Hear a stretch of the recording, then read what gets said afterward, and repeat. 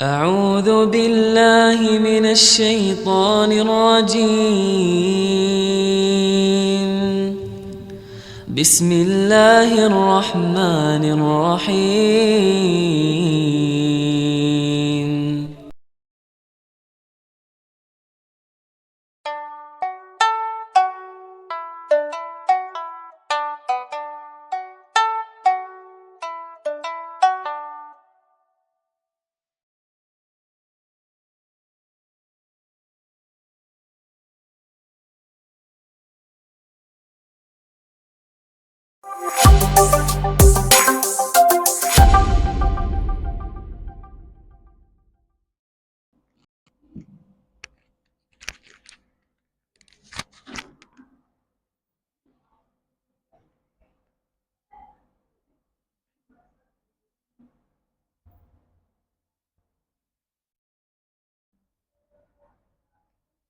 Bismillahirrahmanirrahim. Assalamualaikum warahmatullahi wabarakatuh.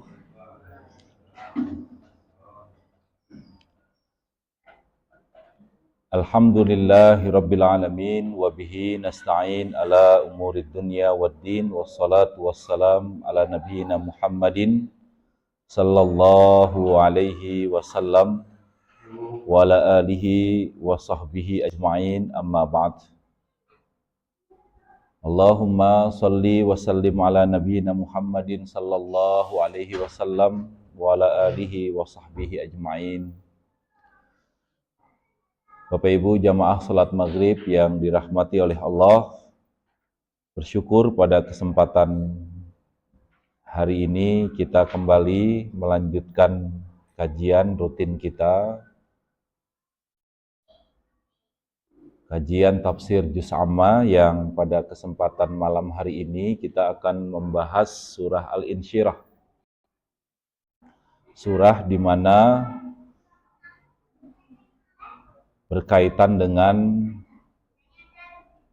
Allah Subhanahu wa taala memberikan rasa lapang kepada rasa lapang kepada kesedihan yang dalam konteks saat ini adalah yang dialami Rasul Shallallahu Alaihi Wasallam. Kesedihan, kesusahan, rasa sempit yang secara khusus dialami oleh Rasul Shallallahu Alaihi Wasallam, dan kemudian jawaban Allah Subhanahu Wa Taala terhadap Rasul dengan diberikannya adanya jaminan, di mana jaminan itu adalah jaminan sebuah kemudahan, jaminan sebuah kemudahan. Kemudahan itulah yang disebut dalam surah Al-Insyirah ini adalah jaminan untuk kita senantiasa bisa dikuatkan hati kita. Dikuatkan hati kita ini artinya adalah dimantapkan dari berbagai macam keraguan-keraguan bahwa Allah Subhanahu wa taala senantiasa berada di tengah-tengah kita dan senantiasa memberikan pertolongan kepada kita. Sebelum kita kaji bahwa surah Al-Insyirah ini sering juga disebut dengan surah As-Sarh. Jadi diambil dari kata di surah pada ayat yang pertamanya. Artinya adalah As-Sarhu atau Al-Insyirah artinya adalah kelapangan dada. Jadi berlapang dada. Surah ini tentu sebagaimana ciri dari surah-surah yang ada di Juz Amma yang identik pendek-pendek, yang gaya bahasanya juga gaya bahasa yang sedikit bersajak gitu ya. Maka biasanya itu masuk kategori surah Makkiyah. Surah yang turun sebelum Rasul Shallallahu Alaihi Wasallam hijrah ke Madinah. Itu kan bersajak itu. Alam nasrah laka sadrak wa wada'na anka wizrak. Allazi anqadha zahrak wa rafa'na laka dzikrak. Fa inna ma'al usri yusra, inna ma'al usri yusra. Fa idza faraghta fansab wa ila rabbik farghab. Ini ayat ini sulit juga memang dilafadzkan ini, karena kalau tidak memiliki pemahaman makharijul huruf yang baik akan campur-campur, apalagi juga tulisannya. Saya teringat itu ketika dalam sebuah pelatihan diujinya disuruh nulis surah ini. Dalam satu pelatihan itu nggak ada yang benar, itu saya sendiri yang benar itu. Menulis alam nashrah laka sadrak wa wada'na anka wizrak alladzi anqadha zahrak wa rafa'na laka dzikrak. Ada huruf za, ada huruf saddad, ada huruf zal. Nah, ini yang menjadi bagian dari kekhasan dari surah ini. Surah ini masuk kategori surah Makkiyah, artinya Rasul Shallallahu Alaihi Wasallam, ya artinya menerima sebelum hijrah ke Madinah. Sebagaimana yang telah berlalu di awal sebelum surah ini, sebetulnya membicarakan tentang surah Ad-Duha. Ya, surat Ad-Duha itu adalah surah di mana wahyu yang menjadi penantian Rasul Shallallahu Alaihi Wasallam. Sejak itu Rasul mengalami kesedihan, ya banyak sekali kesedihan yang dialami, ditinggalnya orang-orang tercintanya, termasuk juga di dalamnya adalah peristiwa-peristiwa yang dialami oleh Rasul Shallallahu Alaihi Wasallam berupa cobaan-cobaan yang bikin luar biasa dahsyat, bikin luar biasa keji, bikin luar biasa, cobaannya bikin luar biasa lah, gangguannya bikin luar biasa. Di sana dijelaskan bahwa antara surah Ad-Duha dengan Al-Insyirah ini ada sangat terkait gitu. Jadi ada perasaan di mana ya sedikit dalam tanda kutip keputusasaan Rasul Shallallahu Alaihi Wasallam. Maka di sini diberikan sebuah kabar untuk bisa melegakan hati Rasul, gitu. Untuk bisa artinya memberikan semangat dan ghirah kepada Rasul Shallallahu Alaihi Wasallam,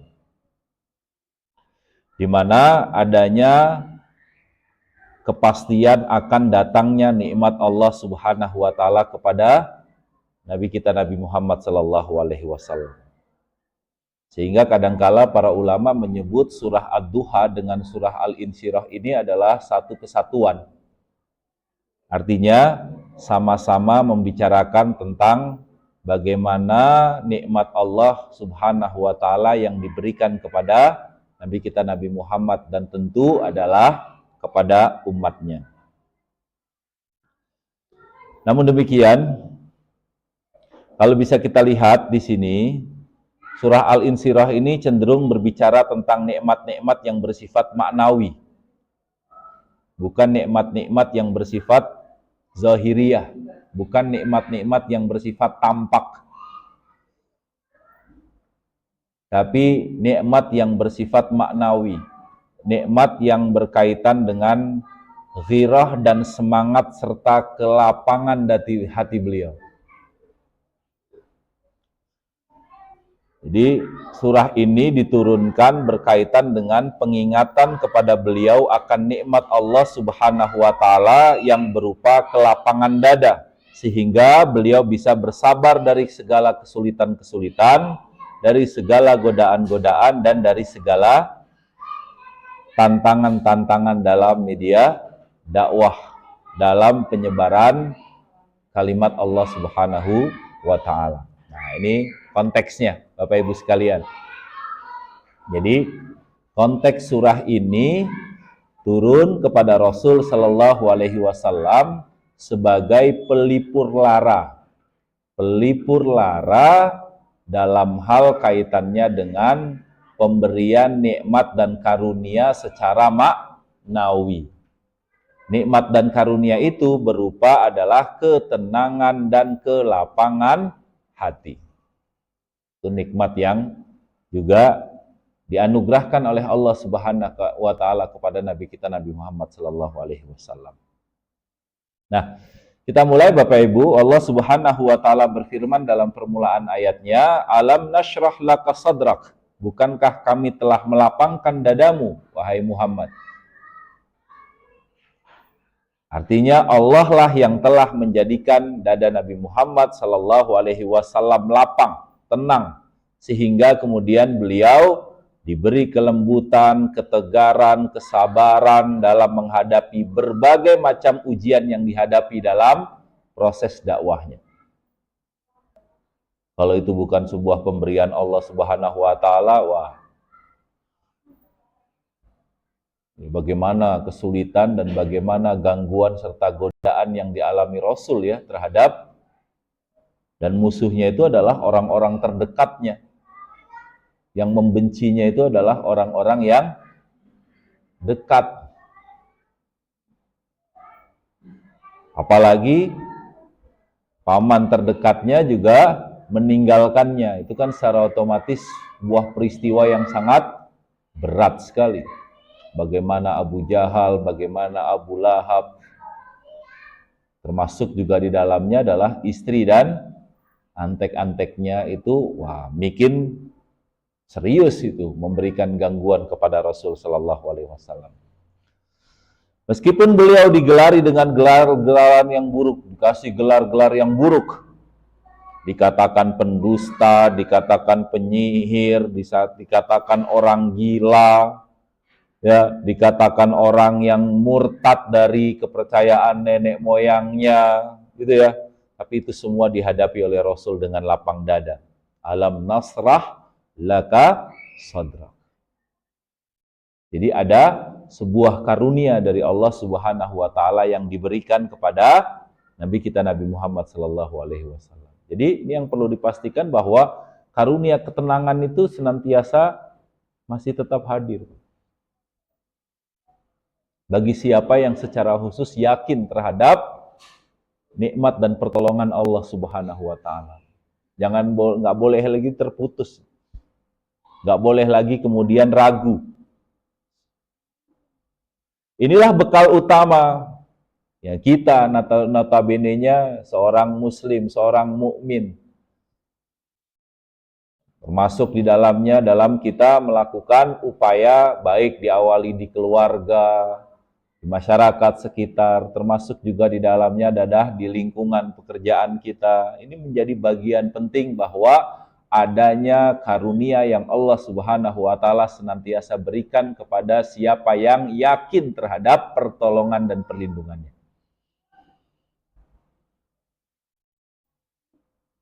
Jadi ungkapan inna lillahi wa inna ilaihi raji'un itu adalah ungkapan kesadaran bahwa adanya nyata-nyata cinta kasih Allah Subhanahu wa taala kepada. Jadi ungkapan Allah dengan mengungkapkan kita ini milik Allah Subhanahu wa taala itu ekspresi yang benar-benar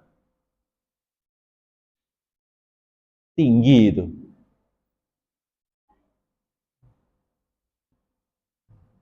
Ini bekal utama, apalagi bagi para penggerak-penggerak Islam, para dai-dai, dan lain sebagainya, para pendakwah-pendakwah yang secara khusus berkecimpung di medan dakwah. Nantiasa yang harapannya di sini benar-benar memiliki kompetensi secara khusus, utamanya adalah kelapangan dadanya. Jadi nggak menebar kebencian, termasuk juga di dalamnya adalah tidak reaktif. Yang disebar dan diseru kebaikan ketika direspon dengan kejelekan, maka dia pun secara khusus berlapang dada dan tidak reaktif untuk mendatangkan permusuhan, untuk mendatangkan perselisihan dan lain sebagainya dan lain sebagainya. Jadi semangat ud'u ila sabili rabbika bil hikmah wal mau'izatil hasanah wajadilhum billati hiya ahsan. Di alam nasrah laka sadrak. Jadi ini sebuah bekal penting ini. Bekal itu adalah sebuah kelapangan dada. Kita sebagai seorang muslim, muslimah, apalagi yang punya kewajiban secara khusus di keluarga kita, di tengah masyarakat, di lingkungan kerja kita dan lain sebagainya, maka sudah barang tentu tetap harus terus menegakkan amar ma'ruf nahi mungkar, menyeru pada kebaikan dan lain sebagainya dan lain sebagainya. Pasti mendapatkan perlawanan, pasti mendapatkan tantangan, pasti mendapatkan hal-hal yang bersifat rintangan tadi itu.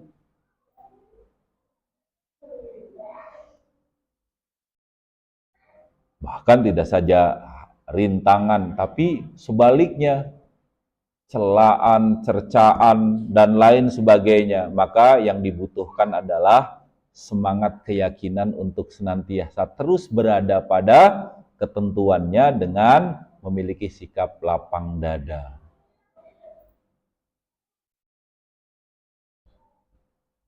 Jadi seorang pendakwah gitu ya. Kalau seorang pendakwah, seorang yang secara khusus menyeru pada kebaikan, seorang pemimpin, tapi kemudian dia tidak memiliki ya anti kritik gitu ya. Kemudian orang bilang apa sekarang istilahnya, sumbu pendek gitu ya Pak ya. Sumbu pendek gitu, dikit-dikit kemudian respon reaktif dengan kemarahan dan lain sebagainya, maka tentu akan gugurlah dakwahnya, gugurlah hal-hal yang berkaitan dengan kebaikan-kebaikannya. Sebagaimana dikisahkan di sini dalam Ibnu Katsir dijelaskan bahwa ada kisah Nabi Musa ketika diperintahkan Allah untuk mendakwahi siapa Pak? Bu? Nabi Musa mendakwahi siapa? Mendakwahi Fir'aun. Yang sombong, yang angkuh sehingga kemudian dia mengaku Tuhan. Sombong sekali. Saya bisa menghidupkan, saya bisa mematikan. Mana buktinya? Sini, bawa. Saya bisa menghidupkan, maka saya biarkan dia hidup. Ini saya bisa matikan, kemudian saya bunuh dan saya penggal dia dengan kuasanya. Saya Tuhan dan lain sebagainya.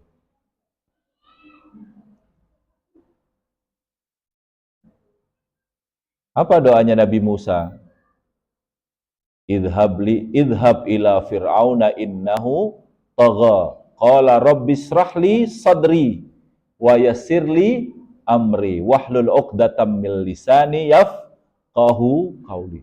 Pergilah kepada Fir'aun, dia benar-benar telah melampaui batas. Idhab ila fir'auna innahu tagha. Qala rabbishrahli sadri wa yassirli amri. Musa kemudian berkata, ya Tuhanku, lapangkanlah dadaku. Rabbishrahli sadri wa yassirli amri, dan mudahkanlah urusanku. Wahlul 'uqdatam min lisani, dan lepaskanlah kekakuan dari lidahku. Yafqahu qauli, agar mereka mengerti perkataan. Di Rabbishrahli sadri. Nah, ini saat ini menjadi hal yang penting nih. Kita bisa lihat apa yang dipinta Nabi Musa alaihi salam kepada Allah ketika diperintahkan untuk berdakwah kepada Fir'aun. Pertama kali yang dipinta oleh Musa adalah dia diberikan kelapangan dada.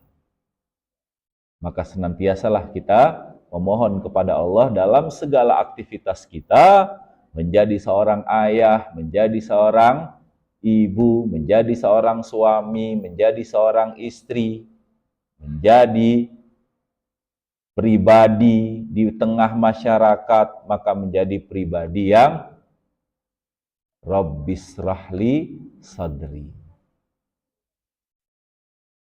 Nah, ini dimulai dari, dan itu adalah anugerah terbesar. Sebuah ketenangan dan kelapangan dada. Kalau nggak tenang, nggak lapang dada, semuanya akan terus reaktif, semuanya kemudian dikomentari, semuanya kemudian dilakukan dengan penuh kebencian dan lain sebagainya dan lain sebagainya. Sebelum meminta yang lain, memintanya itu adalah Rabbis rahli sadri. Kalau semua hatinya lapang, tenang itu dalam arti terhindar dari pribadi orang yang senang lihat orang susah, susah ngelihat orang. Kalau orang yang nggak punya sikap lapang dada begitu, ngelihat orang senang tuh rasanya susah gitu. Ngelihat orang susah rasanya, yang akhirnya kemudian tidak pernah puas, tidak pernah puas, tidak pernah puas. Nah, akhirnya mencari kesalahan, mencari kesalahan, mencari kesalahan. Jadi yang dipinta utamanya. Nah, ini sebuah anugerah kenikmatan dan senantiasa kita mohonkan kepada Allah Subhanahu wa taala bahwa kita senantiasa berada pada ketenangan dan kelapangan jiwa. Sebagaimana yang dipinta lawannya Firaun, yang dipinta pertama itu, Pak. Ada nggak sekarang yang lebih dari Firaun? Saya nggak tahu yang sekarang ini lebih dari Firaun atau enggak, saya nggak tahu. Tapi Rabbisrah li sadri. Ya bisa kita hanya sekedar menebar kebencian yang akhirnya kemudian hanya mendatangkan hal-hal yang tidak pas. Karena seorang yang dadanya lapang maka semuanya akan menjadi mudah. Segala kesulitan yang ada dapat dia hadapi dengan baik, dapat diselesaikan. Namun ketika dadanya sempit, maka pekerjaan yang sebetulnya mudah itu terasa begitu berat. Karena itulah karunia Allah terhadap seorang mukmin adalah ketika Allah menjadikan dadanya lah alam nasrah laka sadrak. Dan ini ungkapan bahwa Allah Subhanahu wa taala nyata-nyata alam nasrah laka sadrak. Jadi nyata-nyata memberikan anugerah kelapangan dada bagi Nabi kita Nabi Muhammad Sallallahu Alaihi Wasallam dan tentunya kepada siapa saja yang menjadi pengikutnya. Siapa saja yang menjadi pengikutnya. Alam nasrah laka sadrak. Wa wada'na anka wizrak. Dan kami pun telah menurunkan bebanmu darimu. Wa wada'na anka wizrak. Wizrak dalam arti di sini maknanya aja wizru. Wizrun itu artinya adalah dosa. Artinya ada beberapa pendapat di ahli tafsir mengenai wizruka wa wada'na anka wizraka. Wizrak di sini banyak diartikan bebanmu, termasuk juga di dalamnya adalah dosamu. Dalam Qurtubi, dalam Ibnu Katsir dinyatakan di sini bahwa dosamu, wahai Muhammad, dalam hari ini adalah dosa-dosa Nabi di zaman jahiliyah, itu diringankan. Sudah selesai. Diampuni.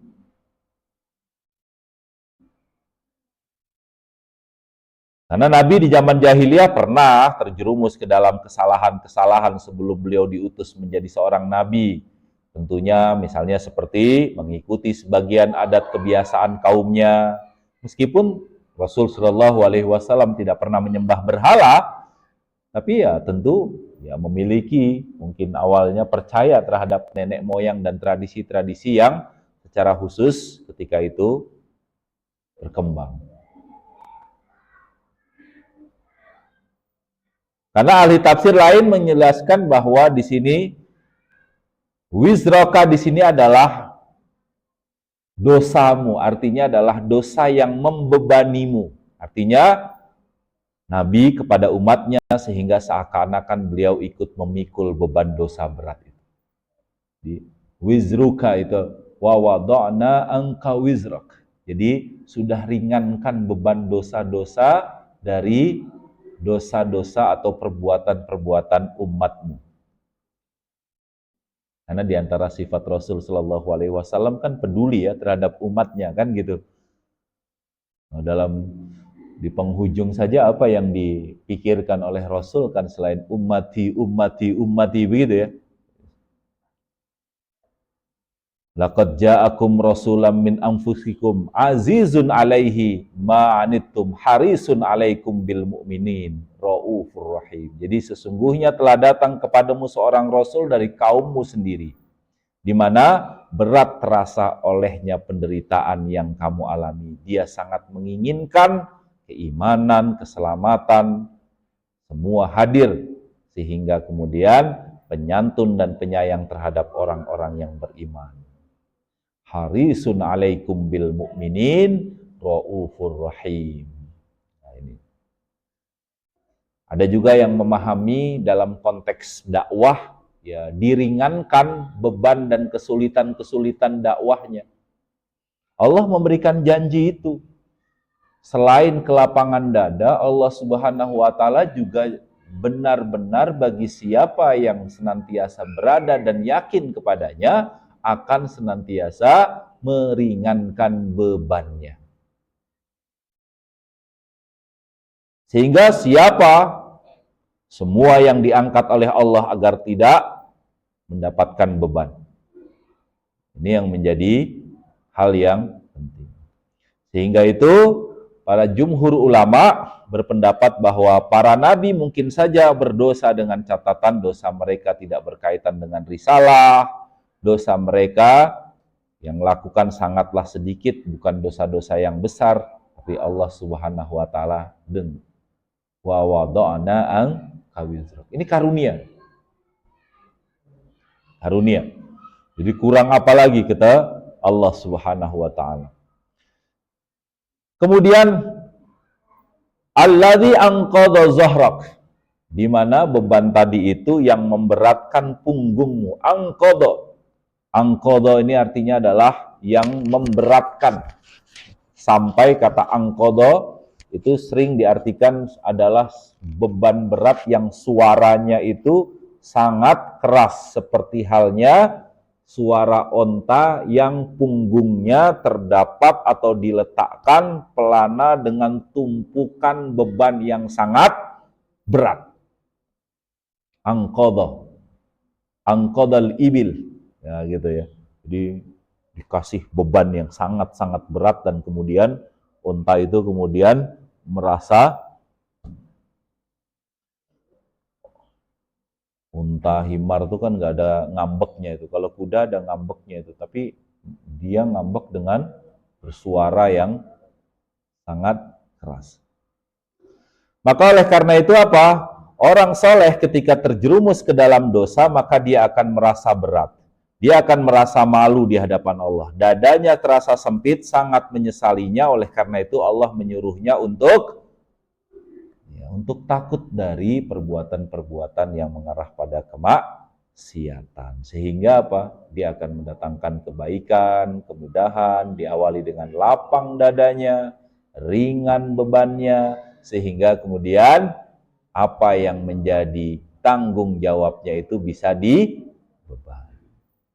ditanggulangi. Kenapa? Karena di ayat 4 wa rafa'na laka dzikrak, dan kami tinggikan sebutan namamu bagimu. Jadi ayat 1, 2, 3, 4 ini adalah sebuah jaminan karunia Allah Subhanahu wa taala kepada Nabi kita Muhammad untuk senantiasa terus melancarkan dakwahnya dengan semangat. Setelah masa sulit ditinggalkan orang-orang tercintanya, setelah makin kerasnya godaan, rintangan, termasuk juga di dalamnya adalah cercaan dan hinaan yang dialami oleh Rasul Shallallahu Alaihi Wasallam. Di mana di ayat yang keempat ini para ulama menyebut bahwa kekhususan Nabi Muhammad yang tidak dimiliki oleh para nabi sebelumnya. Wa rafa'na laka dzikrak. Maka kita senantiasa berselawat kepadanya, itu menjadi bagian dari perintah yang senantiasa harus terus kita amalkan. Kita sebut-sebut dalam permulaan khutbah kita, dalam aktivitas keseharian kita, dalam bacaan sholat kita, dan lain sebagainya, dan lain sebagainya. Ini menjadi bagian penting bahwa Allah Subhanahu wa Ta'ala meninggikan derajat Rasul Shallallahu Alaihi Wasallam dengan namanya disebut dengan berbagai macam aktivitas kebaikan. Kita diperintahkan untuk senantiasa bersalawat kepada Allahumma sholli wa sallim ala nabiyina Muhammad sallallahu alaihi wasallam. Allahumma sholli wa sallim ala nabiyina Muhammad sallallahu alaihi wasallam. Itu bagian dari aktivitas yang dituntunkan untuk senantiasa. Karena itu bagian dari Allah Subhanahu wa Ta'ala meninggikan derajat terhadap mereka. Jadi ayat 1 sampai ayat keempat itu adalah ayat sebuah karunia, nikmat yang diberikan Allah kepada Nabi Muhammad. Tapi nikmatnya itu adalah nikmat yang bersifat maknawi. Nikmat ketenangan hati, nikmat diringankannya beban, nikmat ditinggikannya derajat dan nama Nabi Muhammad SAW. Peran serta Allah Subhanahu wa Ta'ala kepada siapa yang senantiasa mau terus patuh terhadap apa yang menjadi ketentuannya. Nggak bisa ragu lagi, Pak. Kalau ragu ya. Nah, inti dari itunya adalah di ayat ke-5, 6.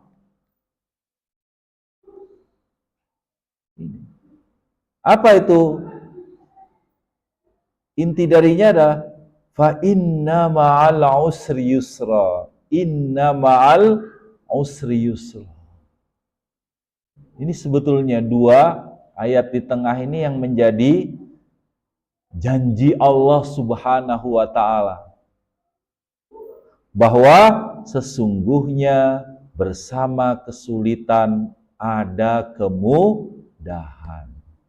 Diulangi, wa inna ma'al usri yusra, dan sesungguhnya bersama kesulitan ada kemudahan.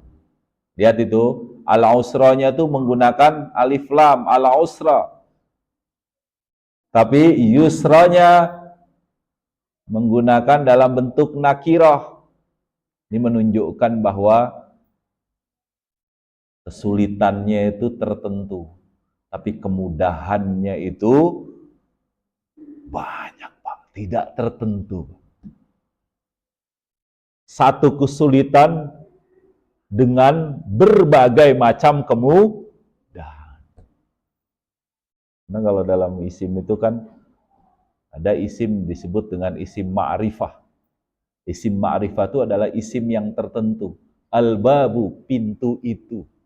Tapi babun itu pintu. Banyak pintu mana? Di inna ma'al usr. Al-usr itu sebuah kesulitan. Satu kesulitan tertentu. Tapi apa? Yusra. Kemudahannya dari berbagai macam lini dan sisi. Satu kesulitan bisa mendatangkan berbagai macam kemudahan-kemudahan. Ini sebuah kepastian. Dua kali loh disebut penegasannya. Fa inna ma'al usri yusra, inna ma'al usri yusra. Perhatikan para ahli tafsir, di sini disebutkan bahwa berkaitan dengan kesulitan apapun dalam kita menjalani kehidupan, utamanya adalah dalam yang dialami Rasul adalah kesulitan dalam kita berdakwah. Kita kan semua pada dasarnya kan juga pendakwah, ini dai gitu ya. Kita sebagai suami itu dai di keluarga kita. Kita sebagai istri, ibu itu juga daiyah kepada anak-anak kita. Dakwah untuk amar ma'ruf nahi mungkar. Ini clear. Allah menenangkan Nabi dengan dua ayat ini bahwa ada kesulitan pasti ada kemudahan. Fayaj'alullahu ba'dal usra yusra, dalam surat Talak itu. Allah pasti akan memberikan kemudahan setelah datangnya kesulitan. Punya kesulitan nggak, Pak? Pasti, Pak. Tapi Allah Subhanahu wa Ta'ala pastinya akan mendatangkan kemudahan.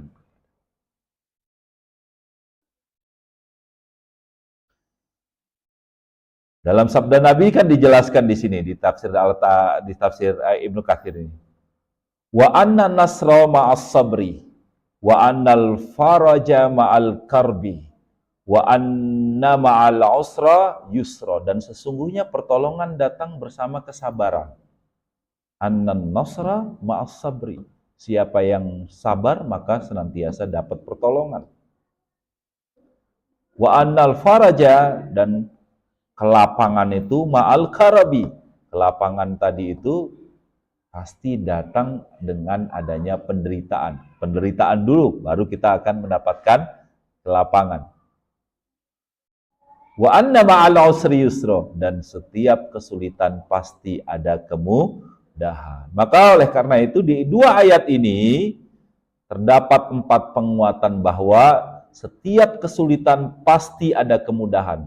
Di sini lihat ada ungkapan Allah Subhanahu membukanya dengan kata inna yang artinya sesungguhnya. Tentu ini menunjukkan adanya sebuah kepastian, sesungguhnya, pasti.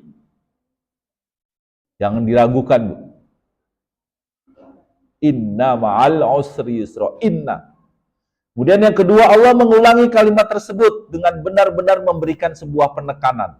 Diulangi dengan kalimat yang sama. Yang ketiga, Allah menyebutkan kata al-usra dalam bentuk ma'rifah. Diawali dengan alif lam. Di situ dalam bahasa Arab menunjukkan bahwa al-usra di sini adalah yang pertama disebutkan kembali, kemudian yusra. Kemudian yusra dalam bentuk nakiroh dan tanwin. Begitu juga yang kedua. Ada yang memahami kesulitan yang pertama adalah kesulitan yang berkaitan dengan hal-hal yang mengarah pada aspek-aspek kehidupan kita dunia dan nantinya akan mendatangkan kebaikan di akhirat, termasuk juga di dalamnya adalah kehidupan akhirat pun juga pastinya akan demikian. Yusra yang kedua berbeda dengan yusra yang pertama. Di sini dapat disimpulkan bahwa dua ayat ini kesulitan hanya disebutkan satu kali, sedangkan kemudahan disebutkan 2 kali. Karena itu diriwayatkan oleh para ulama, la yughliba usran yasrain. Tidak mungkin ada satu kesulitan akan mengalahkan 2 kemudahan. Pasti, Pak. Ma'a, ada kata ma'a. Ma'a itu bersama, Pak, gandeng pasti. Fa inna ma'al usri yusra, inna ma'al usri yusra. Ma'a itu artinya bersama. Ma'a itu artinya bersama, berarti gandeng. Selalu ada, setiap tulisan selalu nanti akan datangnya ada Ali datang bersama Muhammad.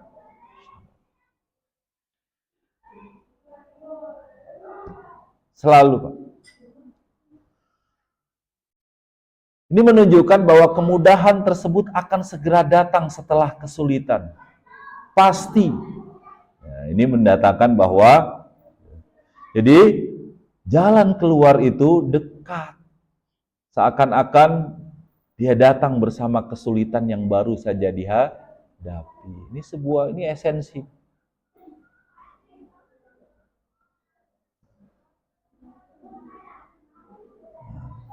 Ini yang penting harus benar-benar kita pastikan. Maka apa yang bisa harus kita lakukan setidaknya? Ya dalam tataran yang dasar pertama itu adalah apa? Ya dalam hal ini adalah senantiasa husnuzon kepada Allah Subhanahu wa taala, senantiasa terus ibadah sehingga kemudian tetap menjalankan ketentuan-ketentuan ajaran dan tawakal kepadanya. Insya Allah Subhanahu wa taala akan memberikan kemudahan dari kesulitan yang dihadapi. Tapi ini maknawi, Pak. Maknawi ini artinya adalah kesadaran hati yang dialami oleh diri kita sendiri. Kadang-kadang kita nggak tahu, Pak. Ya, yang dialami seseorang itu, tapi ini maknawi bahwa ketika adanya sebuah keyakinan, dia akan mendatangkan kemudahan dari dirinya. Itu ya Pak ya, Bu. Jadi setiap kesulitan pasti akan mendatangkan kemudahan. Ma'a pakainya, Bu. Inna ma'al usri yusra. Ma'a pakainya. Ada inna di sana. Termasuk juga di dalamnya adalah ungkapan al-usra dengan yusra, itu menunjukkan kemudahan, bahkan akan datang lebih banyak caranya dibanding adanya sebuah kesulitan. Satu kesulitan bisa ditangani dengan berbagai macam kemudahan-kemudahan. Kemudian ditutup dengan fa idza faraghta fansab wa ila rabbika farghab. Nah, ini sebuah etos. Dan apabila kamu telah selesai dari segala urusan, tetaplah bekerja keras untuk urusan yang lain. Fa idza faraghta fansab. Dapat kesulitan, dikasih kemudahan, terus berupaya, datang kesulitan lagi, terus datang kemudahan. Begitulah hidup, Bapak Ibu sekalian. Kalau nggak mau datang kesulitan lagi, ya mati. Nggak mau ada kerjaan lagi. Iya, orang nggak selesai-selesai ya.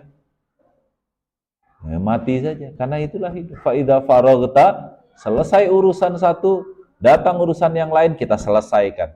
Datang urusan lain, kita selesaikan. Terus, karena itu adalah bagian dari kita menjadikan amal soleh.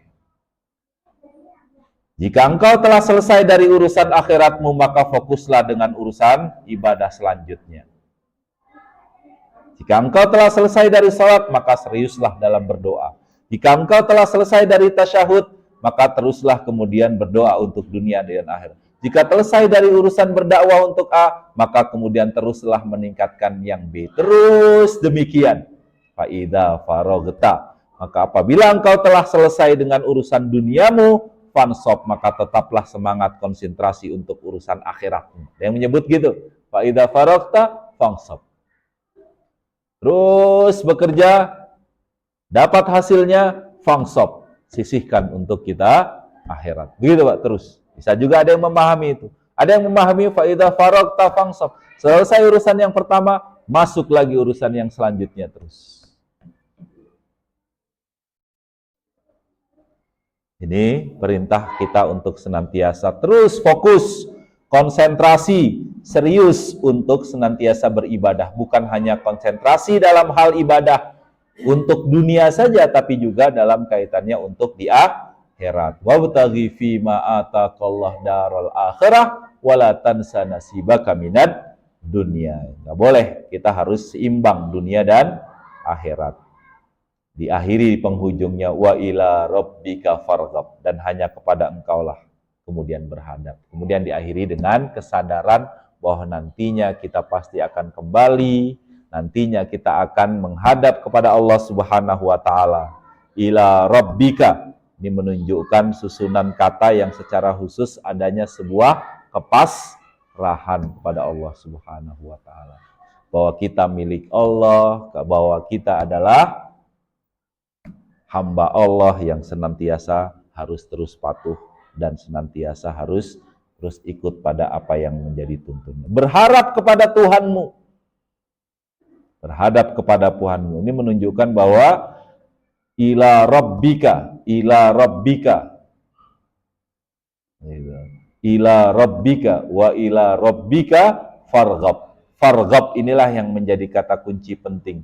Kesadaran akan kita menghadap hadirat Allah Subhanahu wa taala. Nah, ini Bapak Ibu sekalian, bahwa seharusnya kita sebagai seorang muslim, mukmin yang baik, kita senantiasa berharap kepada Allah Subhanahu wa taala, jangan berharap kepada makhluk.